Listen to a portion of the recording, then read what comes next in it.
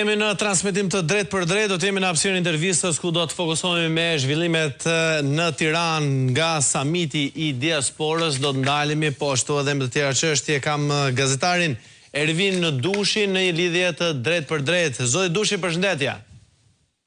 Përshëndetje, ju falenderit për ftesën. Besoj e keni ndjekur samitin e diasporës organizuar nga qeveria shqiptare ditën e djeshme, në fakt një samit i cili i ftonte emigrantët, diasporën që të vinin në Shqipëri, në Tiranë, por nuk është se ne pam plane për projekte, për investime, por thjesht u duk sikur kryeministri ju ftonte që të vinit këtu të blenit disa apartamente. Pra, ju si emigrant, e keni ndjekur samitin e diasporës, çfarë pat nga ky samit? Ju ambushi mendjen kryeministri të vini apo thjesht? Atëherë, për të thënë të vërtetën, kështu për festa, për premtime, ja kalojmë edhe Japonisë, edhe Singapurit, por për realizime jena shumë brava. Gjithsesi, samitin e kam ndjekur më sa kam pas mundësi, dhe për hir të vërtetës, përveç atyre premtimeve që i nim edhe herë në 2 vite, që do bëjmë, njëjta gjë është edhe me diasporën, jena përdor, dhe po vazhdojmë përdoremi, vetëm për premtime, se nuk është samiti diasporës, është samiti socialisti diasporës, diasporë socialiste, nështë edhe mund të quhet, për shembull, ke parasysh se s'kani diasporë për fjalën e lirë aty.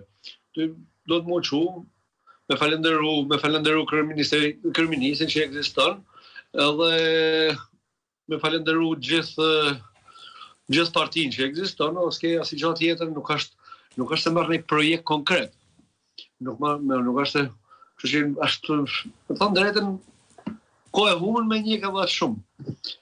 Aq sa kam pas mundësi kam njëk dhe nuk duket se ka dhënë është në fije shpresë dhënës, me ble apartamentet, e mbyllëm me batute, me ble apartamente.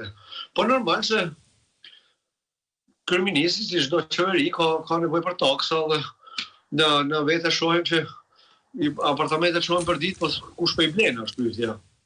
Se i shohim mirë të në të mbylluna, mu që shohin për ditë. Nga vjen ky lek edhe ku po shkon. Kështu që për normal që kjo është thirrje, ka nevojë, duhet mu shiti fije apartamentet për të thënë gjuhë popullore, mas ta kompliku. Dushi, duke parë mënyrën se si qeveria propagandon për në samit sigurisht, por edhe në fushat elektorale sa i përket diasporës, ju personalisht ose Komiteti Shqiptar, sa e ndjen dorën e shtetit atje ku ju jetoni? Pra, flas për ambasadën, konsulatat, arrini vërtet të gjenin ndihmë ose mbështetje? Me thënë drejtën, shqyqyr që të paktën një herë në vit, vjen mësojti Fatmira Breqani dhe me atë rast bën një koncert dhe me atë rast njohin edhe ambasadorin, se për ndryshe nuk do kishim njoft akoma, as për fytyrë as për emër. Kanë kuadrin e batutës, sepse dhe përshëndesim edhe Fatmirën, të cilin sa po përmenda, por ideja është përveç janë kthyer në ambasadë, është kthyer një institucion koncertesh edhe festash, edhe si gjë më shumë.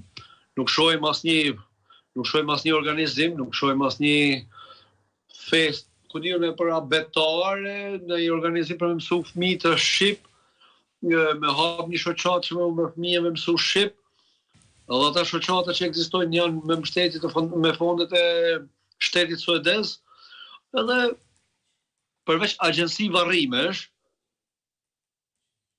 që bën certifikata për me fomë në Shqipëri, nuk është gjë tjetër.